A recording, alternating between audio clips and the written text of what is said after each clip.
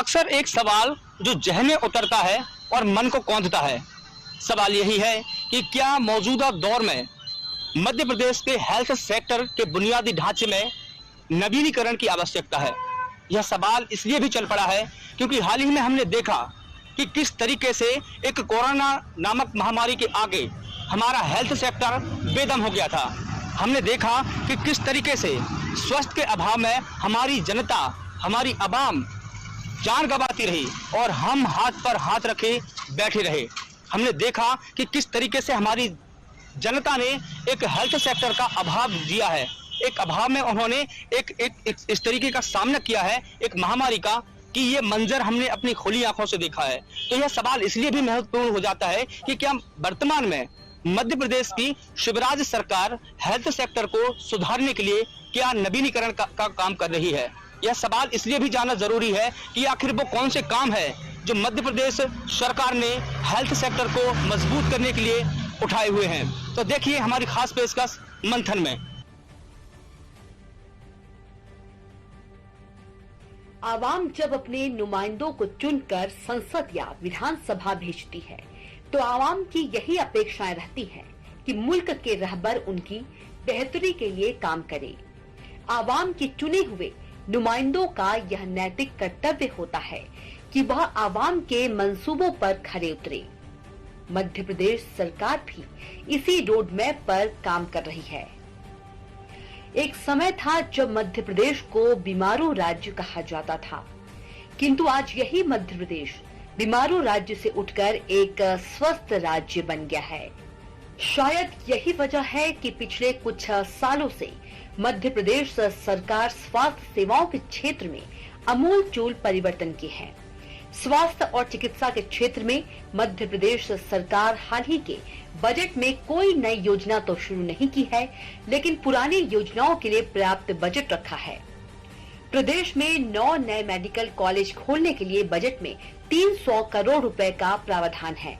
MBBS की सीटें बढ़ाने के लिए 109 करोड़ रुपए अतिरिक्त रखे हैं। प्रदेश में अभी 13 सरकारी मेडिकल कॉलेज हैं, जो आने वाले सालों में 22 हो जाएंगे।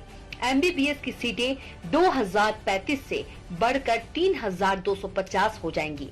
बीएससी नर्सिंग की सीटें 390 से बढ़ाकर 810 करने का भी बजट में प्रावधान किया गया है।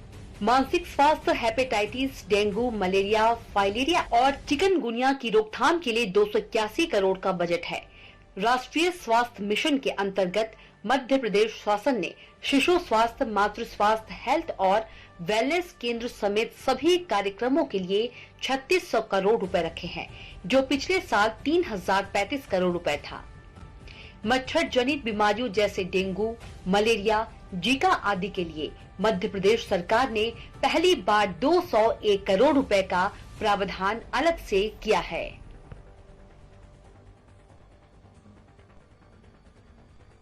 आजादी के बाद से ही भारत जैसे विकासशील देशों में स्वास्थ्य सेवाओं के क्षेत्र में एक अभाव उत्पन्न रहा है। अगर हम ग्रामीण एरिया की बात करें तो जहां एक और ग्रामीण एरिया को स्वास्थ्य सेवाओं के क्षेत्र में उपेक्षित रखा गया, तो वहीं दूसरी तरफ शहरी एरियाओं पर भी अधिक ध्यान दिया गया और यही कारण रहा कि हमारा जो ग्रामीण एरिया है वो हेल्थ सेक्टर से कमजोर होता गया और जो हमारा शहरी एरिया है वो हेल्थ सेक्टर से मजबूत होता गया। लेकिन एक सवाल यहाँ पर यह भी जानना जरूरी है कि मध्य प्रदेश सरकार ने आखिर इस मिथक को तोड़ने के लिए कौन कौन से प्रयास किए हैं, वो कौन सी योजना है जो आज मध्य प्रदेश को नई ऊंचाई प्रदान कर रही है, वो कौन सी योजना है जिससे मध्य प्रदेश में स्वास्थ्य का ढांचा और बुनियादी ढांचा बिल्कुल मजबूत हो रहा है। वह कौन सा रोड मैप है जिसके कारण आज मध्य प्रदेश ने एक अलग पहचान बनाई है, चाहे वो हेल्थ के सेक्टर की बात करें या शिक्षा के सेक्टर की बात करें। देखिए हमारी खास रिपोर्ट। विश्व स्वास्थ्य संगठन का कहना है कि शरीर में रोगों का न होना ही स्वास्थ्य नहीं है, बल्कि पूर्ण मानसिक, शारीरिक और सामाजिक तंदुरुस्ती की स्थिति का होना भी जरूरी है। मध्य प्रदेश में पिछले कई वर्षों से इस परिभाषा का विस्तार हुआ, जिसमें सामाजिक और आर्थिक रूप से गुणकारी जीवन व्यतीत करने की क्षमता को भी सम्मिलित किया गया है। मध्य प्रदेश सरकार ने व्यक्ति के स्वास्थ्य के लिए शारीरिक, मानसिक, मनोवैज्ञानिक विकास के लिए कई कल्याणकारी योजनाएं चलाई है, जैसे जननी शिशु सुरक्षा योजना। यह योजना 1 जुलाई 2011 को शिवराज सरकार ने प्रारंभ की है। इसका मुख्य उद्देश्य शासकीय स्वास्थ्य संस्थाओं में गर्भवती महिलाओं एवं शिशुओं के लिए निशुल्क स्वास्थ्य सेवाएं उपलब्ध कराना है। इसके अलावा शिवराज सरकार ने वर्ष 2005 में गर्भवती महिलाओं के लिए जननी सुरक्षा योजना भी चलाई है, जिसका मुख्य उद्देश्य मातृ मृत्यु दर एवं नवजात शिशु मृत्यु दर को कम करना है। इसके अलावा भी शिवराज सरकार की स्वास्थ्य के क्षेत्र में कई योजनाएं संचालित की जा रही हैं, जिनका उद्देश्य जन कल्याणकारी राज्य की स्थापना करना है, जैसे निशुल्क डायलिसिस योजना। यह योजना मध्य प्रदेश में वर्ष 2016 में प्रारंभ की गई है, जिसका मुख्य उद्देश्य मध्य प्रदेश के समस्त जिलों में निशुल्क डायलिसिस योजना संचालित करना है। इस तरह की सुविधा उपलब्ध कराने वाला मध्य प्रदेश देश का प्रथम राज्य है। दीनदयाल अंत्योदय उपचार योजना। यह योजना मध्य प्रदेश में गरीबी रेखा से नीचे जीवन यापन करने वाले परिवारों को निशुल्क उपचार एवं जांच की सुविधा उपलब्ध कराने के उद्देश्य से 25 सितंबर 2004 को प्रारंभ की गई। लाडली लक्ष्मी योजना। यह योजना मध्य प्रदेश में वर्ष 2007 में संचालित की जा रही है, जिसका उद्देश्य बालिकाओं के प्रति भ्रूण हत्या रोकने और बालिकाओं के स्वास्थ्य एवं शैक्षणिक स्तर में सुधार लाना है। अटल बिहारी वाजपेयी बाल आरोग्य एवं पोषण मिशन। यह मिशन मध्य प्रदेश में बच्चों में कुपोषण की रोकथाम तथा 5 वर्ष तक के बच्चों की मृत्यु दर को कम करने के उद्देश्य वर्ष 2010 से यह मिशन चलाया जा रहा है। बेटी बचाओ बेटी पढ़ाओ योजना। इस योजना की शुरुआत 22 जनवरी 2015 को देश के प्रधानमंत्री नरेंद्र मोदी ने की, जिसका उद्देश्य बालिकाओं के प्रति हो रहे अमानवीय व्यवहार को रोकना और शिक्षा क्षेत्र में बेटियों को सशक्त बनाना है। सघन इंद्रधनुष टीकाकरण अभियान। इस मिशन की शुरुआत मध्य प्रदेश सरकार ने वर्ष 2015 में की है। इस मिशन का उद्देश्य डिप्थीरिया, बलगम, पोलियो, टिटनेस, तपेदिक, खसरा और हेपेटाइटिस जैसी बीमारियों से जनता को बचाना है। और आयुष्मान भारत योजना। यह योजना प्रधानमंत्री राष्ट्रीय स्वास्थ्य सुरक्षा मिशन के तहत मध्य प्रदेश में 15 अगस्त 2018 से शुरू की गई है। इस योजना का उद्देश्य गरीबी रेखा से नीचे जीवन यापन करने वाले परिवारों का निशुल्क स्वास्थ्य बीमा तथा चिकित्सालय में 5 लाख रुपए तक का निशुल्क इलाज करवाना है। तो यह थी मध्य प्रदेश सरकार की वो योजनाएं जिनसे जनता सीधे तौर पर लाभान्वित हो रही थी। लेकिन अब हमें यह भी जानना जरूरी है और महत्वपूर्ण भी है कि आखिर मध्य प्रदेश सरकार ने चिकित्सा शिक्षा और स्वास्थ्य सेवाओं के क्षेत्र में क्या क्या नवाचार किए हैं, वो कौन सा रोड मैप है जिनके रास्ते पर मध्य प्रदेश सरकार चिकित्सा शिक्षा के क्षेत्र में नए आयाम स्थापित कर रही है। हाल ही में सूबे की शिवराज सरकार ने अपना बजट पेश किया, जिसमें शिवराज सरकार ने स्वास्थ्य सेवा के क्षेत्र में 18% की बढ़ोतरी की है। शिवराज सरकार ने स्वास्थ्य क्षेत्र के लिए वर्ष 2021-22 में 11,384 करोड़ का बजट रखा था, जिसे बढ़ाकर वर्ष 2022-23 के लिए 13,642 करोड़ का प्रावधान कर दिया है। इसके अलावा मध्य प्रदेश सरकार ने उच्च शिक्षा के लिए 12 करोड़ 47 लाख का प्रावधान अलग से किया है, जिसके तहत मध्य प्रदेश में 22 नए चिकित्सालय महाविद्यालय की स्थापना की जाएगी और 3,250 MBBS की सीटें बढ़ाई जाएंगी। इसके साथ ही वर्तमान में उपलब्ध 2,035 MBBS सीट को बढ़ाकर 3,250 कर दिया गया है। नर्सिंग में 50 सीट को बढ़ाकर 250, MSc नर्सिंग में 50 को बढ़ाकर 350 और BSc नर्सिंग में 390 सीट को बढ़ाकर 810 की जाएंगी। वर्तमान में श्योपुर, राजगढ़, सिवनी, मंडला, सिंगरौली, नीमच, मंदसौर, दमोह और छतरपुर में नए मेडिकल कॉलेजों का कार्य प्रगति पर है। इसके अलावा भी शिवराज सरकार ने 15वें वित्त आयोग के तहत अनुदान के लिए 923 करोड़ का प्रावधान किया है। इसमें संजीवनी क्लिनिक, शहरी प्राथमिक स्वास्थ्य केंद्र खोलने के साथ ही इनका संचालन व्यय शामिल है। जिला अस्पताल और औषधालयों के निर्माण के लिए 1180 करोड़ रखे हैं। उप स्वास्थ्य केंद्रों के लिए शिवराज सरकार ने 481 करोड़ रुपए का प्रावधान किया है। CHC, PHC उप स्वास्थ्य केंद्रों के भवन बनाने के लिए सरकार ने 180 करोड़ का प्रावधान किया है। आयुष्मान भारत योजना के लिए सरकार ने इस बार बजट बढ़ा दिया है। पिछले बजट में आयुष्मान भारत योजना के लिए 400 करोड़ का प्रावधान जो बढ़ाकर इस बार 833 करोड़ हो गया है। इसी तरह बीमार पशुओं के इलाज के लिए हर ब्लॉक में एक एम्बुलेंस चलाई जाएंगी। इसमें एक पशु चिकित्सक और सहयोगी को तैनात किया जाएगा। वह घर घर जाकर पशुओं का इलाज करेंगे। इन एम्बुलेंस में जरूरी चिकित्सा उपकरण भी होंगे। केंद्र के सहयोग से यह योजना शुरू की जा रही है। इसके अलावा गहन पशु विकास योजना के लिए 720 करोड़ का प्रावधान है। यह राशि उन्नत किस्म के दुधारू पशुओं की संख्या बढ़ाने पर खर्च होगी।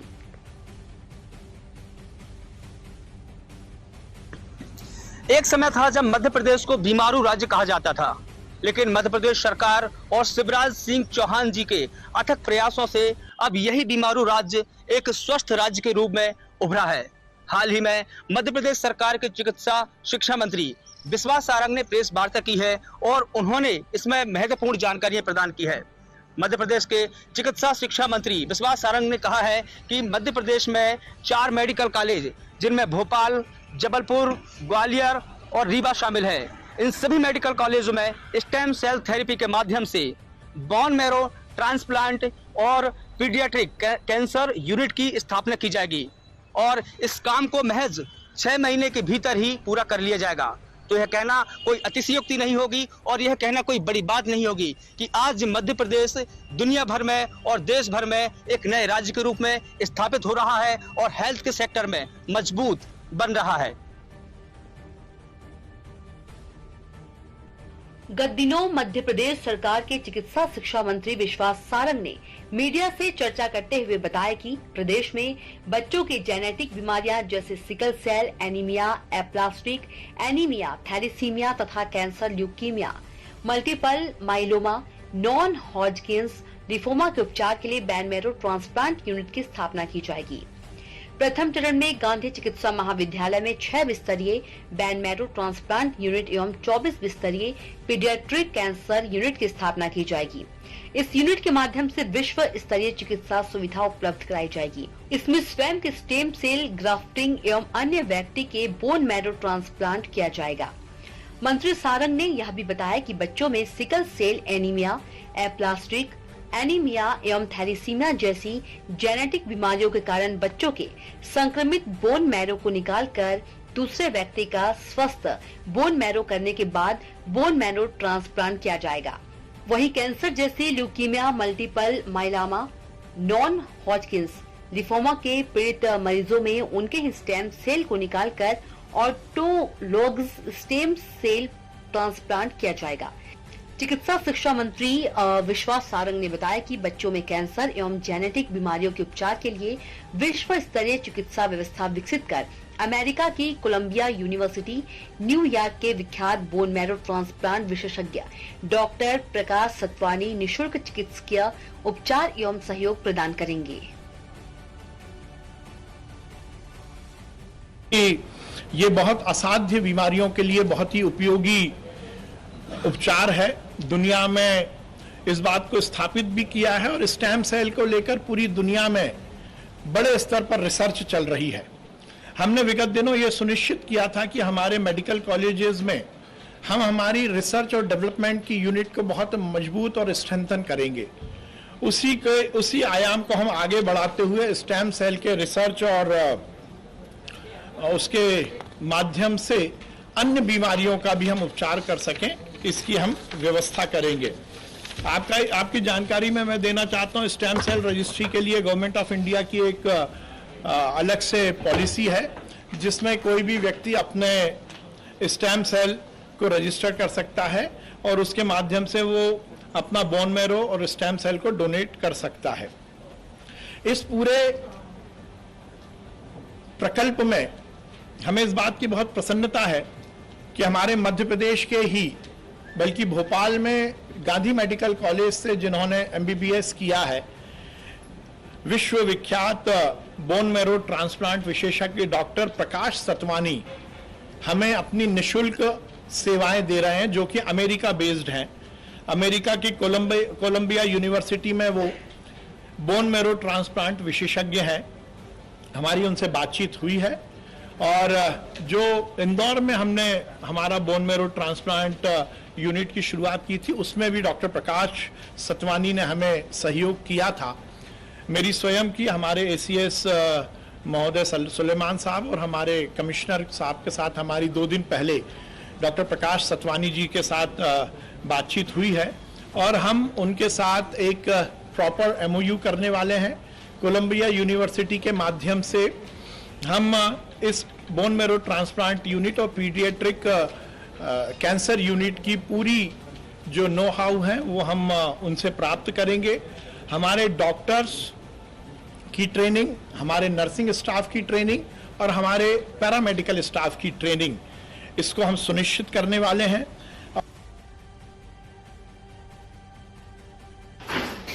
मेरा ऐसा मानना है कि मध्य प्रदेश में कई बच्चे और यंग एडल्ट्स जिनको ऐसी बीमारियां हैं जिनका इलाज बोन मैरो ट्रांसप्लांट के द्वारा किया जा सकता है, ऐसी फैसिलिटीज गवर्नमेंट सेक्टर में अवेलेबल नहीं है। तो हमारा प्रयत्न ये है कि मध्य प्रदेश के मेडिकल कॉलेजेस में बोन मैरो ट्रांसप्लांट सेंटर खोले जाएं, जिससे कि रक्त से होने वाली बीमारियां जिनका बोन मैरो ट्रांसप्लांट कर सकते हैं, तो उसकी कोशिश कर रहे हैं हम। जो मेडिकल कॉलेजेस में हम बोन मैरो ट्रांसप्लांट खोलने की बात कर रहे हैं वो है जबलपुर, ग्वालियर, रीवा, भोपाल और इंदौर में ऑलरेडी बोन मैरो ट्रांसप्लांट हो रहा है। जहाँ तक पीडियाट्रिक कैंसर का सवाल है, बच्चे जिनको कैंसर होता है, अमेरिका में लगभग उनका 80 से 90% बच्चे जीवित रहते हैं बिना कैंसर के। इंडिया में इसका नंबर काफ़ी कम है। तो हमारी उम्मीद यही है कि मध्य प्रदेश के बच्चे जिनको कैंसर हो रही है और जो जिनको इलाज करवाने में काफ़ी खर्चा आता है, हम गवर्नमेंट मेडिकल कॉलेजेस में पीडियाट्रिक कैंसर यूनिट्स खोलें, जिससे कि उनका इलाज अच्छी तरह से और फ्री हो। इंदौर में जो आपने शुरू किया है यूनिट, उसका क्या रिस्पांस मिला गवर्नमेंट और क्या पेशेंट्स अपने कितने मध्य प्रदेश में इस तरीके से हैं? इंदौर में हमने अभी तक लगभग 50 ट्रांसप्लांट किए हैं और जो रिस्पांस रेट है वो काफ़ी अच्छा रहा है, मेरी उम्मीद से कहीं ज़्यादा। जब मैं पहली बार 2018 में ट्रांसप्लांट यूनिट चालू किया था तो मुझे लग रहा था कि 70% के आसपास रिस्पांस रेट रहेगा। अभी हमारा रिस्पांस रेट लगभग 80% के करीब है और जो कि कॉर्पोरेट हॉस्पिटल्स के काफ़ी करीब है। मेरी ऐसी उम्मीद है कि आने वाले जो 50 बोन मैरो ट्रांसप्लांट करेंगे उसमें सक्सेस का रेट जो 80% से ज़्यादा रहेगा। जहाँ तक गवर्नमेंट का सवाल है, वहाँ तो उन्होंने हमें काफ़ी मदद की है, यूनिट बनाया है और समय समय पे जब भी कोई मुश्किल आती है तो हमें मदद मिलती है, जिससे कि बोन मैरो ट्रांसप्लांट जारी रहे। स्टेम से जैसे आपने देखा कि अस्पताल में सभी मरीज ऑलमोस्ट सेटिस्फाइड है, कोई तकलीफ नहीं है। तो ये देख के मैं सरकार की और अधिकारियों की एक उपलब्धि कहना चाहूँगा कि हम लोग उस तरह बेहतर सुविधा देने में सक्षम हुए हैं और आगे भी भविष्य में ऐसा लग रहा है कि हम लोग सक्षम होंगे कि अच्छी से अच्छी सुविधाएं मरीज को दे पाए, जिससे हम लोगों का मातृ मृत्यु दर और इन्फेंट मॉर्टिलिटी कम से कम हो जाए। मरीजों के साथ कुछ लोग जो साथ में आते हैं, मोहल्लों से संपर्क करना चाहते हैं, कुछ लोग बाहर बैठे हुए। सर, आप लोग कहाँ से आए हैं? आपको कोई परेशानी, कोई दिक्कत तो नहीं? कोई दिक्कत नहीं, बढ़िया है। कैसी सुविधाएं मिल रही हैं? सुविधाएं बढ़िया है, कोई दिक्कत नहीं है। जैसी प्राइवेट में है वैसी यहाँ पे है, कोई ऐसी तकलीफ नहीं है कि किसी। मैं आदर्श नगर, बाक्सिंग थाने के पास, आदर्श नगर।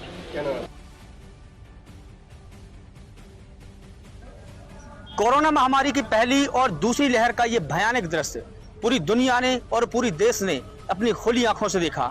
लेकिन इस महामारी से निपटने के लिए सिर्फ एक ही उपाय था और वो था सिर्फ और सिर्फ वैक्सीनेशन। एक तरफ केंद्र की मोदी सरकार वैक्सीनेशन महाअभियान के जरिए हर भारतवासियों को सुगमता से वैक्सीन बनाने और वैक्सीन पहुंचाने की योजना पर कार्य कर रही थी, तो दूसरी तरफ सूबे के मुख्यमंत्री शिवराज सिंह चौहान भी पंक्ति में खड़े अंतिम व्यक्ति तक सुगमता से वैक्सीन पहुंचाने की योजना पर कार्य कर रहे थे।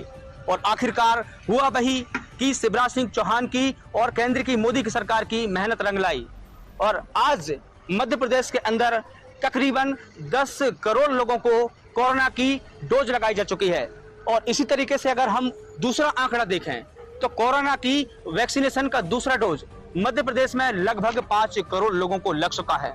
और इसी तरीके से हमने देखा कि कोरोना की पहली और दूसरी लहर में किस तरीके से सरकारों ने जनता की बेहतरी के लिए काम किया है, चाहे वह मध्य प्रदेश की शिवराज सरकार हो, चाहे वह केंद्र की मोदी सरकार हो। और आज हम कह सकते हैं कि भारत ने पूरी तरीके से कोरोना महामारी से निपटने में अपना खूब दम दिखाया है, जिसकी सराहना देश और दुनिया में खूब की गई है। देश भर में कोरोना टीकाकरण महाअभियान का 1 बरस पूरा हो गया है। कोरोना वैक्सीनेशन की शुरुआत 16 जनवरी 2021 से हुई थी। इसी दिन से पूरे भारत में कोरोना महामारी के खिलाफ वैक्सीन लगाकर कोरोना के विरुद्ध जंग की शुरुआत की गई थी। इस जंग को लड़ते लड़ते 1 वर्ष पूरा हो गया है। इस 1 बरस के दरमियान देश में अब तक लगभग 156 करोड़ से अधिक कोरोना टीके लगाए जा चुके हैं। लेकिन अगर राज्य मध्य प्रदेश की बात करें तो यहाँ अब तक 10 करोड़ से अधिक कोविड टीके लगाए जा चुके हैं, जिसमें 5 करोड़ 63 लाख से अधिक लोगों को वैक्सीन की पहली खुराक दी जा चुकी है और 5 करोड़ 8 लाख से अधिक लोगों को वैक्सीन की दोनों खुराक दी जा चुकी है। वहीं प्रिकॉशन डोज की बात करें तो यहाँ 2,68,000 से अधिक लोगों को एहतियाती डोज लगाई जा चुकी है। फिलहाल पूरे देश में 60 साल से अधिक उम्र के कोमॉर्बिड वाले बुजुर्गों को एहतियाती डोज लगाई जा रही है। और इस तरह हम कह सकते हैं कि मध्य प्रदेश सरकार ने स्वास्थ्य सेक्टर में और चिकित्सा शिक्षा के क्षेत्र में बहुत ही अमूलचूल परिवर्तन किए हैं। अगले हफ्ते नए विषय पर नए मंथन के साथ फिर होगी मुलाकात। तब तक देखते रहिए VIP न्यूज। नमस्कार।